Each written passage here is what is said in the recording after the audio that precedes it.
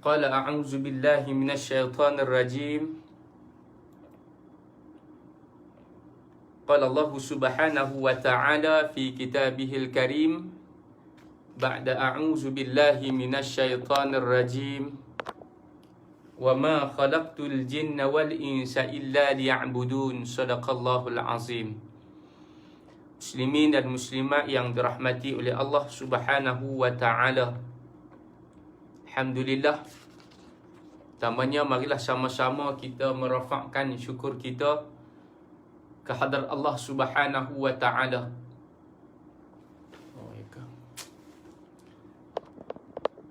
Kerana Allah Subhanahu wa taala selagi memberikan kepada kita kesempatan. Ada masalah suara ke? Okey dah. Dengar tak ah? Boleh nah dengar komen. Macam mana kuliah kita pada malam ini? Ada suara ke tak?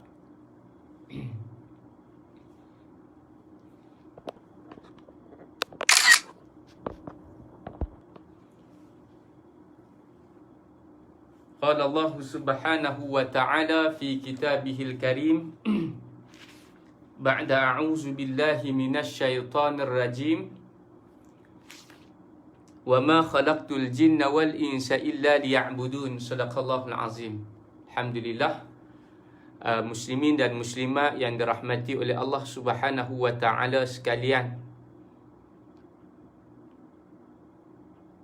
Pertamanya marilah sama-sama saya mengajak diri saya al-faqir ilallah. Untuk tuan-tuan dan puan-puan, sama-sama kita merafakkan syukur kita ke hadrat Allah Subhanahu wa taala.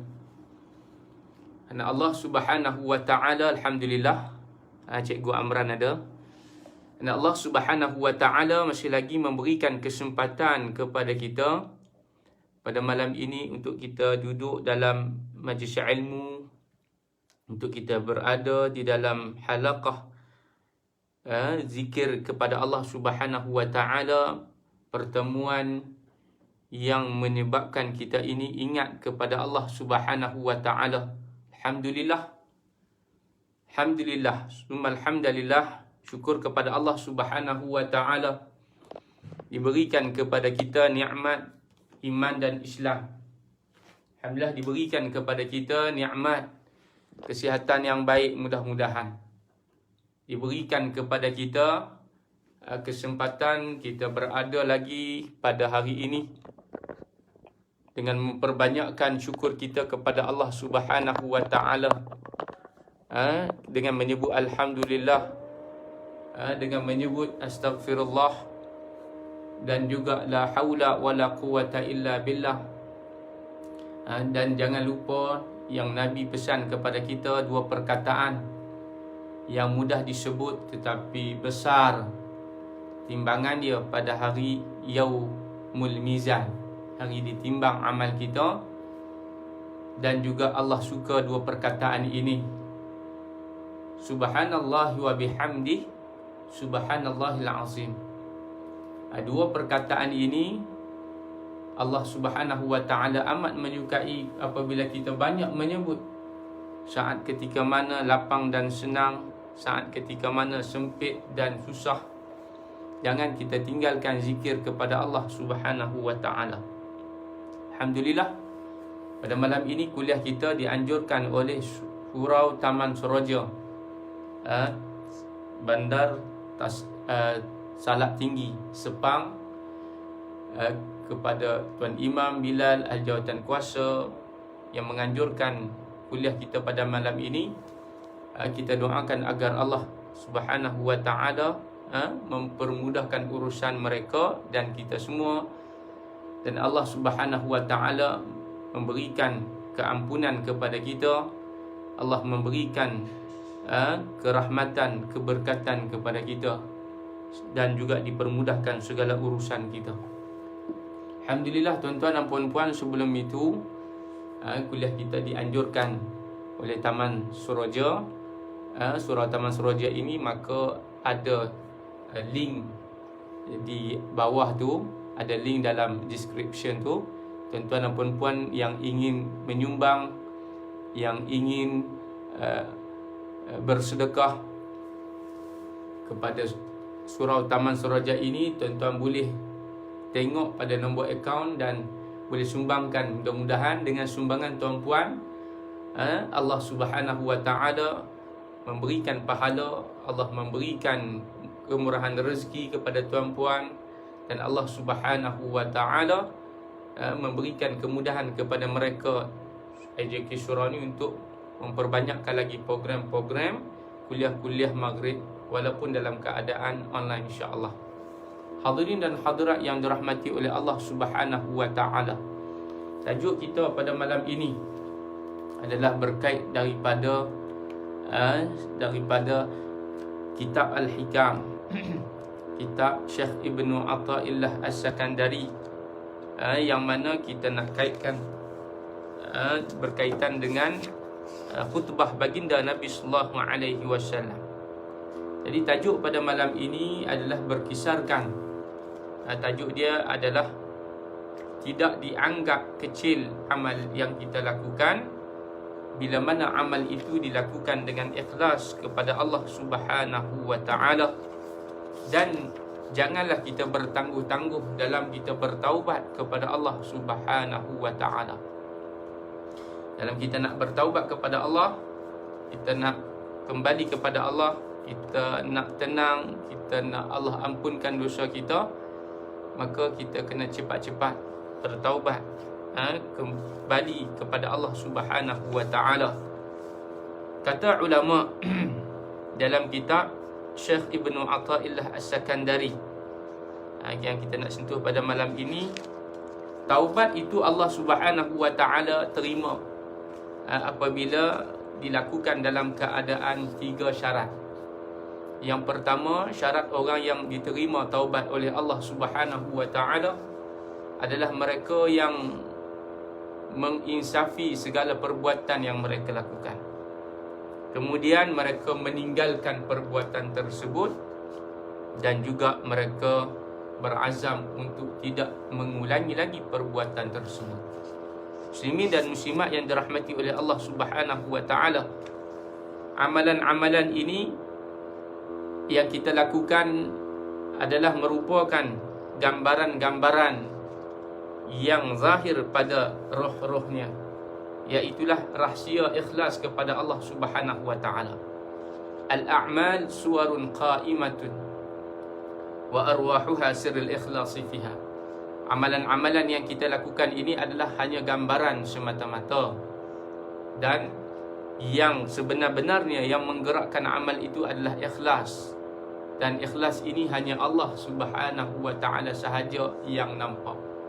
Allah sahaja yang menilai bagaimana keikhlasan yang kita lakukan, bagaimana apa yang kita buat. Sebenarnya manusia ni dia menilai pada zahir saja, tapi bahkan yang batin itu, yang sebenar-benar hakikat kepada diterima amal itu, hanyalah Allah Subhanahu Wa Taala sahaja yang tahu. Jadi sebab itu di dalam untuk kita beramal ini, maka pokoknya adalah mendekatkan diri kepada Allah Subhanahu Wa Taala, takwa itu. Jadi kata Jabir ibnu Malik radhiyallahu anhu menceritakan bahawa dia mendengar Rasulullah sallallahu alaihi wasallam berkhutbah. Nabi sallallahu alaihi wasallam berkhutbah, Nabi memberi ucapan, Nabi berucap, Nabi memberi tausiat kepada sahabat-sahabat.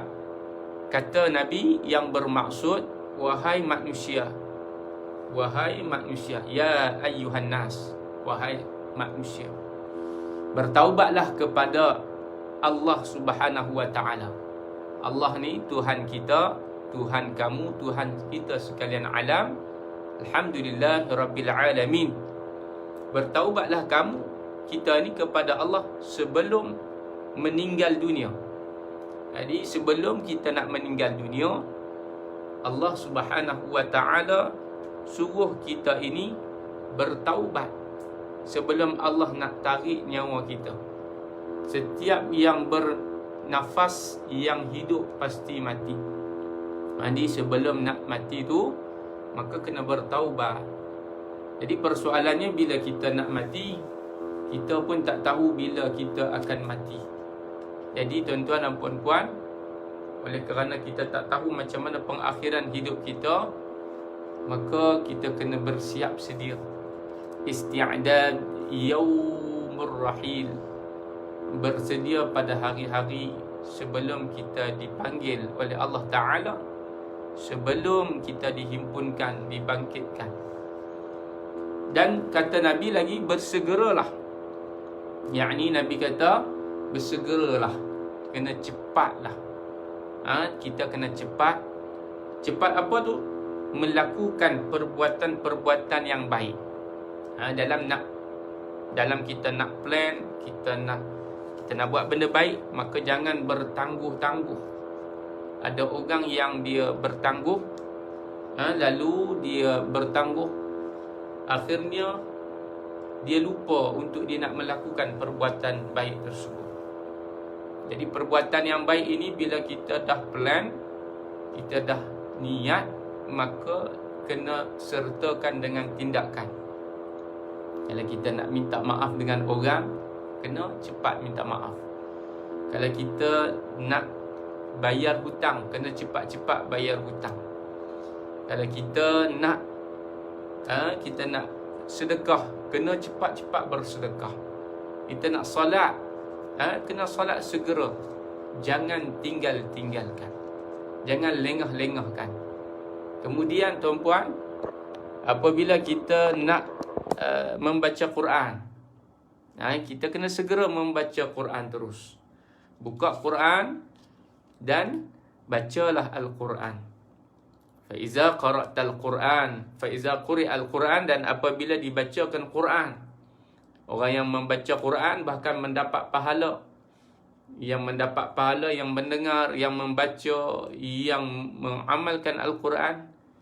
Maka perkara-perkara ini jangan kita lengah-lengahkan, kata Nabi. Sebelum kamu sibuk, Nabi pesan kepada kita, kita kena cepat-cepat kita beramal sebelum kita sibuk. Sibuk apa tu? Sibuknya apabila kita sibuk dalam dunia. Dalam keadaan sekarang kita PKP, kita duduk di rumah, maka kita gunakan kesempatan ini untuk kita beramal. Kita solat, kita kampui balik solat-solat yang kita tinggal tu. Kita baca balik Quran-Quran yang kita tak sempat khatam tu.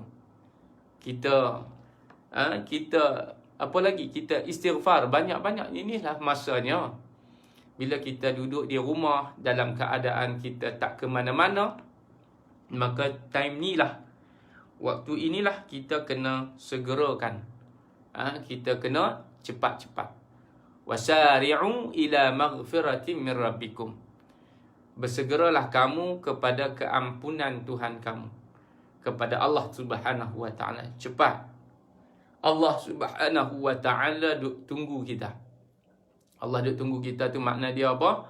Allah sedia untuk memaafkan kita. Allah Subhanahu wa taala tak berhajat kepada kita, tetapi kita ni berhajat kepada Allah. Lalu kena bersegera, kena berlari, kena menuju hayya sama-sama kepada Allah Subhanahu wa taala dengan solat. Apabila kita ada masalah, wasta'inu bis-sabri was-salah. Apabila kita ada masalah, minta isti'anah. Iyyaka na'budu wa iyyaka nasta'in. Minta kepada Allah Subhanahu wa taala dengan sabar dan salat. Apa benda yang kita buat, innallaha ma'as sabirin. Allah berserta dengan orang-orang yang sabar. Sebab tu ada seorang wanita yang dia menangis, yang dia riau, dia teresak-esak, dia meronta-ronta. Ketika tu Nabi kata kepada kakak tu, wanita tu, Nabi kata, sabarlah wahai fulanah, sabar. Kakak, sabar. Bila dia tengok Nabi, dia tak tahu tu Nabi, dia tak kenal Nabi, dia marah Nabi. Dia kata, sabar apa sabar? saya yang kena ujian ini. Kamu cakap saja pandailah. Dia marah Nabi. Tuan-puan, maka Nabi pun berlalu. Nabi pun pergi berjalan. Terus meninggalkan dia. Kerana Nabi tidak melayani orang-orang yang mana dia berada dalam keadaan waktu ketika itu bila dah diberi peringatan dia tak nak, maka terus. Kemudian sahabat ni pun bagi tahu kepada kakak ni, wanita ni, yang kamu marah tadi tu Nabi SAW. Nabi pesan kepada kamu, Nabi nasihatkan kamu, kemudian kamu marah kepada dia pula. Jadi apa yang berlaku tuan-tuan dan puan-puan, dia pun pergilah rumah Nabi. Dia pergi minta maaf kepada Nabi SAW. Dia ketuk pintu rumah Nabi, Nabi pun buka. Nabi tanya, kenapa? Dia kata dia nak minta maaf. Nabi kata, tidak ada masalah.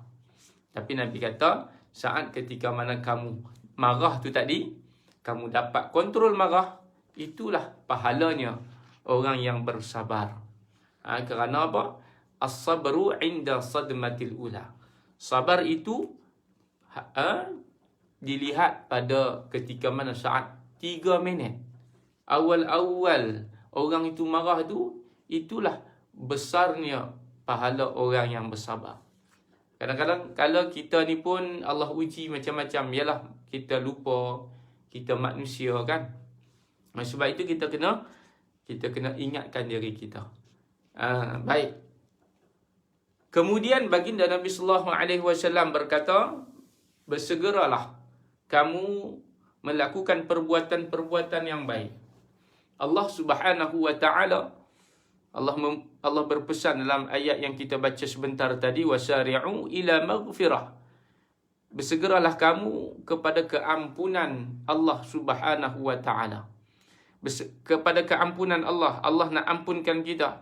Nak mendapat keampunan daripada Allah, maka kita kena bertaubat. Kembali kepada Allah. Nak mendapat kasih sayang daripada Allah, maka kita kena ada sifat yang mana menginginkan, minta kasih sayang daripada Allah. Jadi, wasari'u ila maghfiratin min rabbikum wa jannatin. Apakah yang kita dapat daripada kita bersegera ni? Daripada kita cepat-cepat melakukan amal soleh ini? Maka Allah Subhanahu wa taala sediakan bagi kita jannah, syurga. Arduhas samawati wal ard. Yang mana syurga ini dia punya luasnya seluas luas daripada apa? Lebih daripada langit dan bumi. Wa jannatin arduhas samawati wal ard, yang lebih luas, terbentang, disediakan bagi mereka-mereka yang bertakwa. Jadi kita cepat-cepatlah mengambil pesanan Nabi sallallahu alaihi wasallam ni. Nabi pesan kena cepat untuk kita meninggalkan perkara-perkara yang buruk dan cepat melakukan perkara-perkara yang baik sebelum kita meninggal dunia. Bila kita nak meninggal dunia, bila kita meninggal dunia nanti kita nak mati dalam keadaan husnul khatimah. Nak mati dalam keadaan yang baik. Mati pada hari Jumaat contohnya, hari Isnin. Mati dalam keadaan ibadat. Mati dalam keadaan kita sempat minta maaf, kita sempat bayar hutang. Mati dalam keadaan orang memaafkan kita. Mati dalam keadaan tenang kita nak meninggalkan dunia. Kata ulama, kata fuqaha, tinggalkan dunia sebelum kamu meninggal dunia. Tinggalkan dunia sebelum kamu meninggal dunia. Beramallah untuk hari akhirat seolah-olah kamu akan mati pada esok hari. I'mal li dunyaka ka'annaka ta'ishu abada atau ka'annaka ta'ishu alf sanah. Seolah-olah kamu akan hidup 1000 tahun. Kalau kita kerja atas dunia ni, cari harta jangan kalut sangat. Macam esok tu tak ada dah. Tapi kalau kita beramal untuk hari akhirat, kita kena beramal seolah-olah inilah salat yang terakhir kita. Kita letakkan harapan, kita letakkan semangat, kita letakkan penghayatan kita, kalau boleh 100-200%. Kerana itulah yang kita nakkan. Baik. Kemudian apabila kita melakukan perbuatan-perbuatan yang baik. Nabi kata perbuatan yang baik ini kalau kita tengok dalam hadis, dalam Al-Quran, amal salih ini banyak. Amal salih yang berbentuk khususi salat, puasa, zakat, haji, umrah. Dan amal-amal yang berbentuk umum juga, iaitulah amal yang dilakukan bagi mencapai ketaatan, taat kepada Allah Ta'ala. Contohnya apa? Contohnya kita eratkan silaturrahim. Silah tu apa? Hubungan. Ar-rahim itu kata ulama, hubungan yang patut kita eratkan adalah hubungan yang datang daripada kasih sayang ibu kita. Jadi makna dia, adik-beradik tu yang pertama kita kena buat baik. Lepas daripada adik-beradik, qu anfusakum, pergi pula kepada kawan-kawan, kepada ahli keluarga, sanak saudara, kawan-kawan qarabah, qarib, sahabat, kawan-kawan, dan barulah pada masyarakat. Jadi bawa daripada apa? Daripada silah ar-rahim, eratkan hubungan tu. Hablum minan nas wa'tasimu bihablim minallah wa hablim minan nas. Hablum minallah wa hablum minan nas. Wa'tasimu, Allah pesan kepada kita jaga. Jaga apa? Jaga jangan kamu berpecah belah. Hubungan dengan manusia kena jaga. Saya, tuan-tuan dan puan-puan, saya berpesan kepada diri saya yang lemah ini untuk sama-sama kita memperketatkan, memperkemaskan, kita sambungkan balik talian persaudaraan kita yang terputus kerana apa? Kerana khawatir amal ibadat yang kita lakukan sia-sia. Perbuatan kita yang kita buat, zikir kita kepada Allah, takut solat kita, bacaan Al-Quran kita menjadi sia-sia kerana apa? Kerana kita ada buat salah dan silap dengan manusia. Jadi tuan-tuan dan puan-puan, yang pertama kena segerakan perbuatan-perbuatan yang baik. Yang kedua, kena eratkan silaturrahim dengan manusia. Dengan Allah Subhanahu wa Ta'ala, silah dengan cara salat. Nak menguatkan hubungan dengan Allah, salat. Kemudian zikir, baca Quran. Nak eratkan dengan manusia, sedekah, memberi makan, memberi salam, kemudian memohon maaf, berterima kasih, dan memperbanyakkan sedekah sama ada sama ada secara sembunyi ataupun terang-terang. Sama ada kita sembunyi ataupun terang-terang. Jadi sedekah ni, kita sedekah.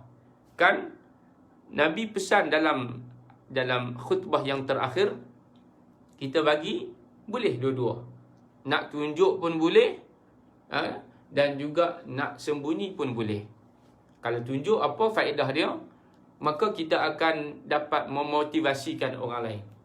Kalau orang tu sedekah, orang lain nampak dia sedekah, maka kebaikan tu akan mengajak kepada orang lain pun nak buat juga.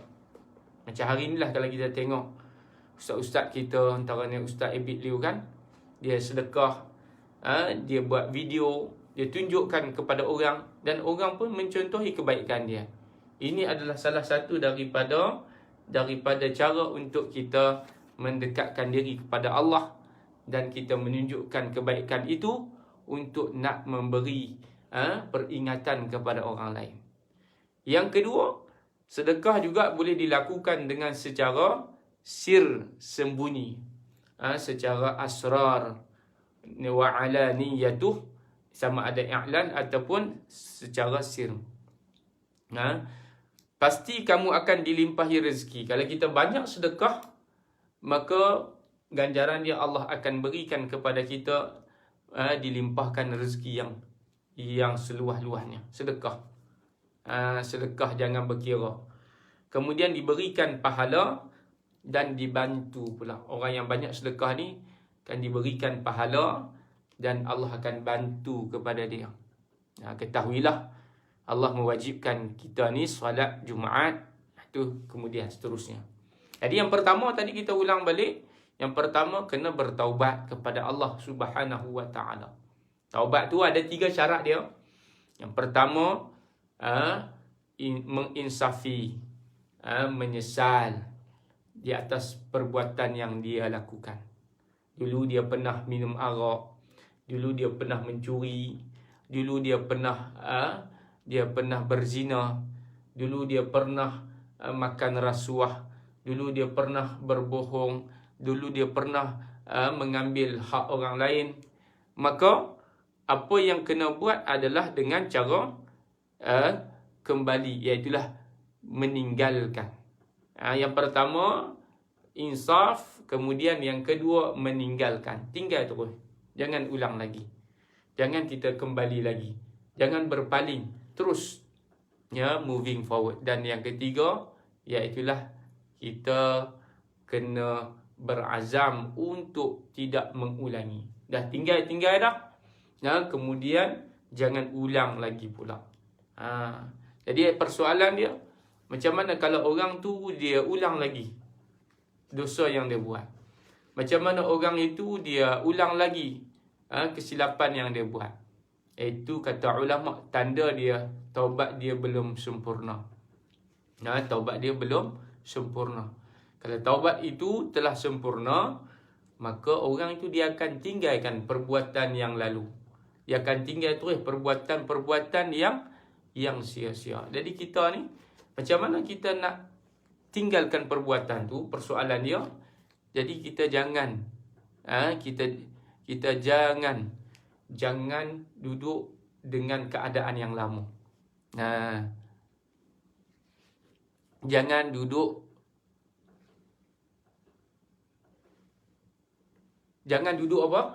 dengan keadaan yang lama. Tinggalkan, keluar. Kalau rumah tu tak selesa, keluar daripada rumah, pergi cari keadaan-keadaan yang boleh memberikan semangat dan motivasi.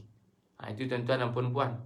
Kemudian kita bersahabat dengan orang-orang yang alim, orang-orang yang saleh. Penting ni cari kalangan sahabat yang boleh membentuk kita supaya jadi orang yang lebih baik. Penting sangat.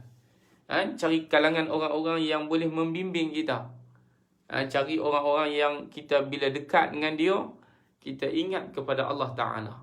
Cari di kalangan orang-orang yang bila kita sembang dengan dia, dia sembang tentang kebesaran Allah. Bila kita tengok wajah dia, kita teringat akan kebesaran Allah.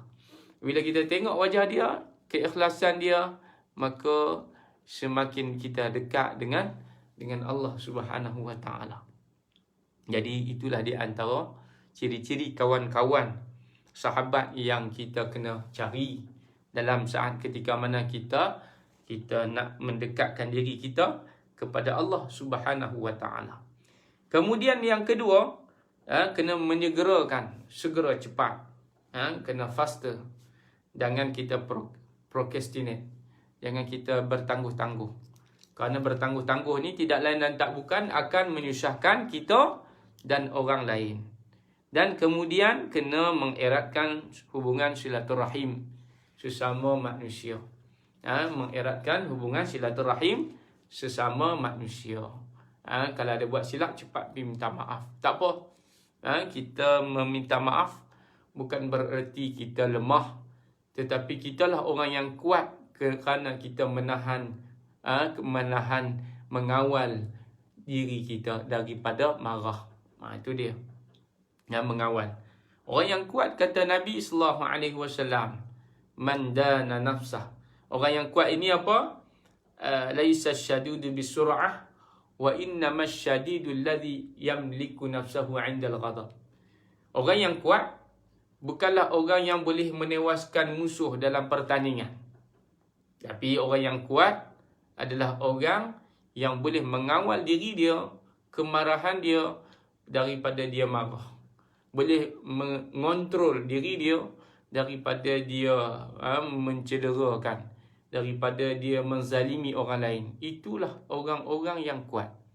Orang-orang yang kuat ni, dia dapat kontrol diri dia. Jadi kalau kita dapat kontrol diri kita ni, kita orang yang kuat. Kontrol marah kita, kontrol nafsu kita, kontrol emosi kita, kontrol panas baran kita, kontrol kita punya kita nak lepas geram kita. Jadi bila dapat kontrol itu, itulah kekuatan yang paling kuat. Orang yang paling kuat adalah orang yang boleh mengawal diri dia. Jadi tuan-tuan dan puan-puan, susah tak kita nak kawal diri kita? Susah. Kenapa susah? Tambah-tambah lagi pula bila orang tu yang kita benci ataupun dia benci kepada kita. Jadi tuan-tuan dan puan-puan, sifirnya kita kembali kepada Quran. Allah kata wal 'afina 'anil nas.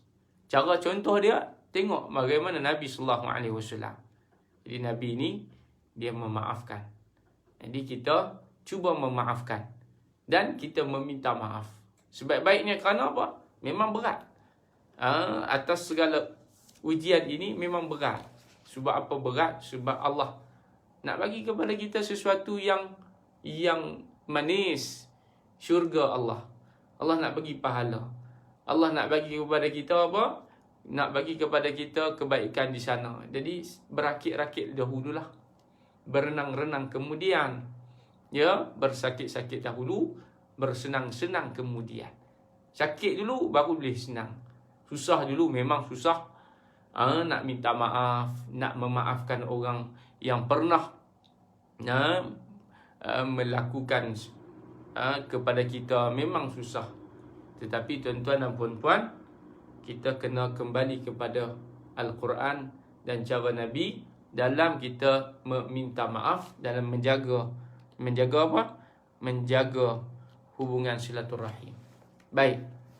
Kemudian memperbanyakkan sedekah. Sedekah ni kena banyak. Jadi siapa hari ni yang dia rasa dia gundah gulana, rasa hari ni yang dia rasa sedih, cuba keluar rumah ataupun cuba kita pergi dekat mana-mana tabung, kita infakkan, kita sedekahkan, bantu orang. Tengok macam mana hati kita. Rasa lagi dalam keadaan tak tenang ni, kemudian sedekah lagi. Orang yang tenang, orang yang paling bahagia, sahabat Nabi adalah nama dia Abu Bakar As-Siddiq. Orang yang paling banyak sedekah ni antaranya Abu Bakar. Sebab tu dia orang yang awal-awal masuk syurga. Jadi tenang dia. Orang masuk syurga ni syarat dia kena tenang, kena bahagia. Jadi dia bahagiakan orang lain. Man as'adun nas liman as'adan nas. Siapa manusia yang bahagia adalah manusia yang membahagiakan orang lain. Jadi kita nak tenang, kita kena tenangkan orang. Tenangkan orang dengan sedekah. Bagi kepada dia. Kemudian Allah Subhanahu wa taala akan memberikan kepada dia lagi apa? Ketenangan, dan Allah akan memberikan kepada dia pahala. Ini yang kita nak. Banyakkan pahala. Innal hasanatu yuzhibna sayyi'at. Sesungguhnya pahala itu akan menghapuskan dosa-dosa salah silap yang kita lakukan. Ketahuilah, i'lam, kata Nabi, annallaha, sesungguhnya Allah Subhanahu wa taala mewajibkan kepada kamu solat Jumaat di tempat ini. Jadi solat Jumaat itu wajib. Di tempat ini tu makna dia solat dalam keadaan berjemaah. Solat ni wajib, tuan-puan. Kita ambil perkataan solat, maka wajib untuk kita menjaga solat. Kerana solat itu adalah merupakan tiang kepada agama. Dan agama itu adalah Islam. Agama itu adalah agama Allah Subhanahu wa taala. Pada bulan ini, tahun ini, sehingga ke hari kiamat. Nabi pesan kepada kita, saat tahun ini, tahun depan, sehingga hari kiamat, maka jangan tinggalkan solat. La tatrukus solah. Jangan kamu tinggalkan sembahyang. Ada masalah, solat. Tak ada masalah pun, solat. Senang, solat. Susah, solat. Kaya, sembahyang. Miskin pun sembahyang. mintalah kepada Allah Subhanahu wa taala. Insya-Allah orang yang salat, orang yang mencari rezeki usaha, Allah tidak akan mensia-siakan usaha dia dan tidak akan memberkat. Siapa yang tak solat sehingga hari kiamat, siapa yang meninggalkan solat, orang yang meninggalkan solat ni maknanya orang yang tak solat, sehingga hari kiamat meninggalkan solat ini, maka dia, sedangkan dia mempunyai imam yang adil. Orang dah bagi tahu kat dia, imam yang adil ni apa? Pemimpin, pemerintah yang habaq nasihat kepada dia tentang agama. Jadi dia tidak solat, maka tidaklah baginya haji. Bila haji pun Nabi kata tidak baginya haji, makna yang lain tu tak ada. Puasa tak ada, Quran dia baca pun tak ada, kemudian kebaikan yang dia buat pun tak ada kalau dia tidak solat. Kalau kita tak solat, segala kebaikan-kebaikan yang lain maka tidak bagi dia. Ini yang kita kena berhati-hati. Sebab nak berjaya, hayya 'alal falah mesti dimulakan dengan hayya 'alal salah. Didirikan dengan sembahyang. Maka tidak ada kebajikan baginya. Sehinggalah dia bertaubat kepada Allah Subhanahu wa taala. Sehinggalah dia bertaubat, maka barulah Allah Subhanahu wa taala menerima taubat dia. Syarat kembali balik tadi. Orang yang Allah terima taubat dia tu, syarat dia bagaimana? Iaitulah dia kena menginsafi, meninggalkan, dan dia kena apa? Dia kena berazam. Tinggal. Kalau dia sebelum ni dia tinggal solat, dia kena solat. Dia jangan tinggal. Maknanya tinggalkan perbuatan tu, jangan tinggal solat lagi. Jadi start daripada tu solat dan berazam untuk tidak mengulangi lagi perbuatan yang dia lakukan. Bukan saja solat saja, bahkan yang lain. Tapi pokoknya adalah sembahyang. Kerana apa? Orang yang tak sembahyang, hatta Nabi kata tidak ada haji bagi dia. Haji pun tak kira. Letih pi sana, pi sini, takut letih saja. Itu yang kita risau. Wal'iyazubillah. Jadi mudah-mudahan Allah mengampunkan dosa kita dan menerima kita yang telah pun menunaikan kefarduan haji. Siapa yang dah pergi haji dah tu, kan, maka kita minta Allah terimalah haji kita. Allah terimalah puasa kita. Allah terimalah sedekah kita. Allah terimalah bagi kita ni kebaikan. Jadi itu dua tuan-puan yang kita boleh kongsikan, kita boleh khulasahkan. Yang pertama adalah taubat, yang kedua solat. Jadi orang yang nak bertaubat ni kena solat. Orang yang nak solat ni kena bertaubat. Taubat tu kembali kepada Allah.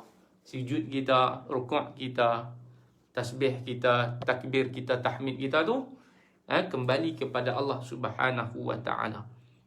Jangan sesekali orang Badui mengimami orang Muhajirin. Nabi kata ketahuilah, i'lam. Ini perenggan yang ketiga. Bahawa jangan sesekali orang Badui mengimami orang Muhajirin. Tidak juga orang yang jahat menjadi imam kepada orang mukmin. Kecuali sekiranya penguasa memaksanya dan diugut dengan pedang dan cemeti. Nabi kata, orang Badawi, orang kampung. Arab Badawi ni orang Arab padang pasir, Arab kampung. Maknanya dia tak tahu. Orang yang jahil tidak boleh menjadi imam kepada orang yang alim. Jadi orang alim ni dia kena duduk depan. Dia ada ilmu, kena duduk depan. Sebab apa orang Muhajirin Nabi pesan dulu kena duduk depan jadi imam? Sebab orang Muhajirin ini awal-awal yang berhijrah, yang faham Islam, yang kuat akidah, yang Nabi SAW pasakkan kepada mereka 13 tahun tentang Islam, akidah tu dah kuat, mereka lah yang layak menjadi imam. Orang yang tak ada ilmu duduk belakang, ngaji dulu. Kita ngaji dulu. Ada ilmu duduk depan. Kalau tak ada ilmu, jangan duduk depan. Jangan jadi pemimpin. Kena syarat jadi pemimpin, kena ada orang yang mempunyai ilmu, saqafah, wathiqah, dan mempunyai thiqah, boleh dipercayai. Siapa yang bertaubat, maka Allah menerima taubat dia. Dan Nabi kata orang yang jahat tak boleh jadi imam. Apa hukum orang yang jahat jadi imam? Orang yang makmum tu orang yang mukmin, orang yang baik, tidak jahat. Tak jahat ni apa? Orang yang mukmin lawan dia kafir. Kalau orang yang munafik, kita tak nampak. Jadi orang kafir ni tak boleh jadi pemimpin. Pemimpin yang dimaksudkan di sini banyak makna dia. Boleh jadi pemimpin negara, pemimpin kepada rumah tangga, pemimpin keluarga, pemimpin daerah. Maka kena cari orang yang beriman kepada Allah Subhanahu Wa Taala. Jadi yang mukmin tu apa? Makna dia yang aman, yang boleh dipercayai, yang tenang, yang mempunyai ilmu. Dan sekiranya penguasa memaksanya dan diugut, maka tak boleh buat apa. Tapi kalau kita penguasa, ketua ni, tentera ni, depa paksa kawan tu jadi imam. Ni cerita pasal imam tentang solat. Baik. Jadi kesimpulan, inspirasi yang boleh kita ambil muslimin dan muslimat. Yang pertama, kewajipan bertaubat. Siapa yang kena bertaubat? Setiap manusia. Siapa yang bertaubat kepada Allah, setiap manusia kena taubat. Sebab apa? Sebab selagi mana kita makhluk, selagi itu kita tak lari daripada silap. Nabi kata apa? Al-insan la yakhlu 'anil khata' wan nisyan. Manusia itu tak lari daripada salah dan lupa. Wa mastukrihu alai. Kulli ibni Adam al-khata' al-khair al-khata'in at-tawabun. Dan setiap orang yang buat salah itu dia bertaubat kepada Allah Subhanahu Wa Taala.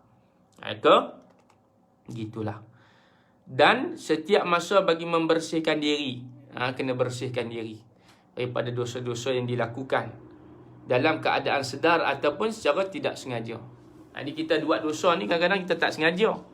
Kadang-kadang kita sengaja. Jadi sengaja kena taubat. Tak sengaja pun kena taubat. Jadi siapa yang kena taubat? Semua orang. Termasuk Nabi pun dia bertaubat kepada Allah. Walaupun baginda tidak mempunyai dosa di sisi Allah Ta'ala, tetap Nabi tidak kurang sehari 100 kali istighfar baginda Nabi Sallallahu Alaihi Wasallam. Yang kedua, taubat perlu dilakukan dengan segera, tanpa tertangguh dan bertangguh. Jangan kita tangguh kita taubat. Taubat yang paling dekat bila masuk waktu solat. Bila masuk waktu sembahyang, utamakan kefarduan kita. Tanggungjawab kita kepada Allah Subhanahu Wa Taala tanpa ada ma'zur, tanpa ada uzran. Itulah tanpa ada apa? Tanpa ada alasan. Dalam kita nak menyegera ni jangan ada alasan. Manusia ni kalau dia ada 3 benda ni, dia ada alasan, dia ada gosip, dia ada komplain, blaming, maka dia akan jauh daripada level orang-orang yang berjaya. Orang yang berjaya, dia jangan ada 4 benda ni. Yang pertama, jangan kita condemn. Jangan kita blaming. Jangan kita gosip, ribah. Jangan kita, yang terakhir, bagi uzran. Bagi keuzuran. Apa dia? Alasan. Banyak sangat alasan ni, maka akhirnya menyebabkan taubat itu tertangguh. Jadi segera, tanpa beralasan. Kerana apa? Kerana kematian itu tidak mencari alasan. Kerana kematian tidak mempunyai alasan. Tidak beralasan, tidak bersebab. Oh, sebab dia tua baru dia nak mati. Tidak. Muda pun mati. Oh, sebab dia sakit dia mati. Tak. Sihat pun mati. Oh, sebab dia miskin, orang kaya pun mati. Oh, sebab dia rakyat, tak, raja pun mati. Oh, sebab dia apa? Sebab dia kurang, orang yang lebih pun mati. Hatta Fir'aun, Qarun, Haman pun mati. Saat ketika ini tak ada lah atas dunia. Maka dengan sebab itu kena bersegera taubat kepada Allah Subhanahu Wa Taala. Jadi syarat taubat yang pertama adalah meninggalkan perbuatan maksiat yang dilakukan. Tinggal perbuatan tu. Maksiat itu apa? Kata ulama dalam kitab, maksiat itu adalah sesuatu perkara yang kita lakukan dan kita meninggalkan perbuatan yang wajib. Benda yang wajib tu, yang Allah Subhanahu Wa Taala suruh tu, kita buat, itu maksiat. Kalau kita tinggalkan perkara yang wajib, itu juga maksiat. Buat perkara yang haram, itu maksiat. Itu makna dia maksiat. Tapi kalau perkara-perkara yang berbentuk sunnah itu, tidaklah dikira maksiat. Sebab itu perkara yang digalakkan. Sunnah itu digalakkan, dituntut, tetapi tidak wajib. Jadi meninggalkan perbuatan maksiat yang dilakukan dia, orang yang diterima taubat dia tu, dia meninggalkan perbuatan maksiat. Kemudian menyesali keterlanjuran yang dilakukan. Sesal. Duduk dia, fikir, dia menyesal. Dan yang ketiga, dia berazam untuk dia tidak mengulangi perbuatan dosa itu. Dan yang seterusnya, dia sekiranya dosa berkait dengan manusia, dia perlu menggantikan dalam kesalahan mencuri, meminta maaf kerana masalah mengumpat dan memfitnah. Okey. Mendekatkan diri dengan Allah Subhanahu Wa Taala. Jadi bila sebut mendekatkan diri kepada Allah Subhanahu Wa Taala, jadi ada beberapa perkara. Yang pertama, Allah mempunyai hak-hak tertentu terhadap hamba-Nya. Itulah kewajipan yang difardukan ke atas manusia. Allah mempunyai hak terhadap hamba Dia. Allah ada hak. Allah bukan nak, tapi Allah ada hak. Itu beza. Yang Allah fardukan itu kena buat. Yang kedua, beribadah adalah medium utama mendekatkan diri dengan hamba kepada pencipta. Maka dengan itu gigih beribadat agar mereka yang senantiasa dekat akan senantiasa lebih dekat dengan Allah Subhanahu Wa Taala. Yang ketiga, antara cara nak dekatkan diri dengan Allah, banyakkan berzikir. Zikir ini tidak hanya dengan lafaz dengan lidah. Bahkan ingat Allah dalam hati hingga senantiasa memikirkannya juga adalah merupakan zikir. Apa kata ulama? Zikir itu adalah sebutan dan ingatan. Sebut. Zikir itu sebut. Astaghfirullah. Ataupun dia dalam hati dia, Astaghfirullah. Menginsafi segala perbuatan dia. Yang seterusnya, sedekah yang wajib. Iaitulah zakat. Dan sedekah yang dilakukan secara sembunyi, tanpa pengetahuan orang lain ataupun terang-terangan, bagi nak memberikan teladan kepada orang lain untuk turut melakukan perbuatan yang sama, yakni menderma.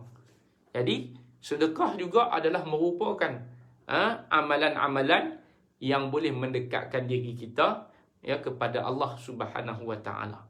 Dan juga yang terakhir, menderma dan juga menjemput rezeki. Orang yang derma ini dia boleh menjemput rezeki kepada penderma, mendapat pahala dan beroleh pertolongan daripada Allah Subhanahu Wa Taala. Jadi sebab apa kita tidak boleh menunda amal? Yang kata Nabi, sebab sekiranya kita menunda amal ketika mana kita sihat, khawatirin nanti bila kita sakit nanti sukar untuk kita lakukan. Waktu muda ni kita kena cepat, sebab kita dah tua, kita dah tak ada kekuatan. Waktu muda ni kuat, buatlah sebanyak mungkin. Waktu kita dah tua, kita dah berusia, kita dah veteran, cara lain pula.